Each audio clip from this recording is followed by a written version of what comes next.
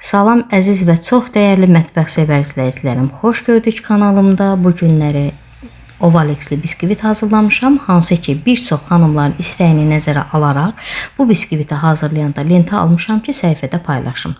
Əziz xanımlar, bugünkü biskvitimiz Ovalex-li və kakaolu biskvitdir.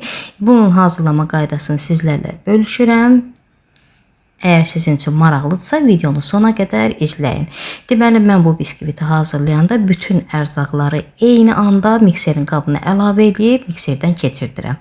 Keçək hazırlama qaydasına. Qaba 1 çimdik duz, yəni halallığa görə 120 qram şəkər tozu, 4 ədəd yumurta, 10 qram Ovalex, 4 xörək qaşığı su, 140 qram un, 20 qram kakao, 1 paket vanil, 1 çimdik də çaylı soda. Çox vaxtı mən sodadan istifadə edirəm. Yəni soda istifadə etməsəniz yarım paket kabartma tozu bəs eləyər. İndi tam burada dəqiq sizə başa salım ölçüləri. Deməli bir yumurtaya 30 qram şəkər tozu, 40 qram undan istifadə edirəm. Hər yumurtaya da 1 xörək qaşığı su. Yəni yumurtanın sayı artdıqca bu 30 qramı, 40 qram unu, 1 xörək qaşıq suyu yumurtanın sayına göre artırıram.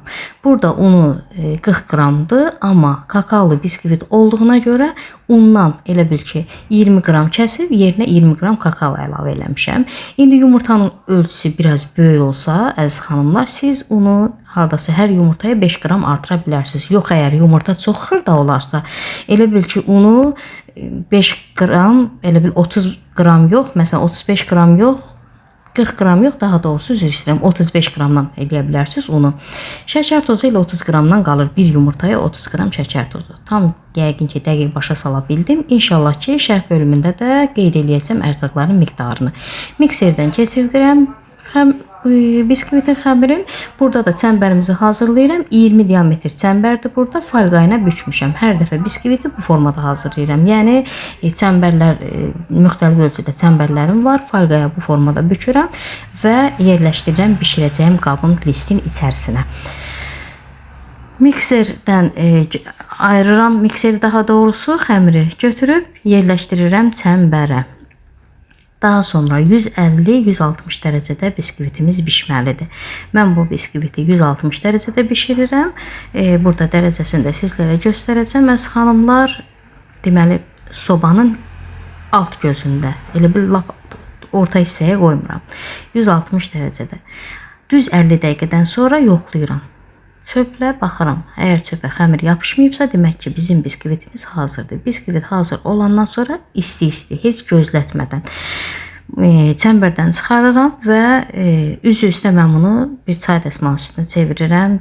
Yəni hər dəfə belə eləyirəm. Ona görə ki biskvit bişəndə orta hissə biraz hündür olur.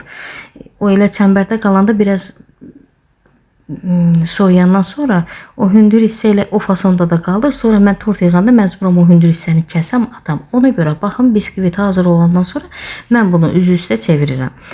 Üstünü də biraz örtdüm, ona görə örtürəm ki, biraz arada uşaqlar pəncərəni açır, istəmədim hava dəysin. Yəni bildiyimiz kimi də biskviti pəncərə ağzında, nə bilim, açıq havada soyudanda biskvitdən yumurta isi gəlir. Yaxşıdır ki biskvit öz başına soyusun. Yəni havada soyutmaq olmaz.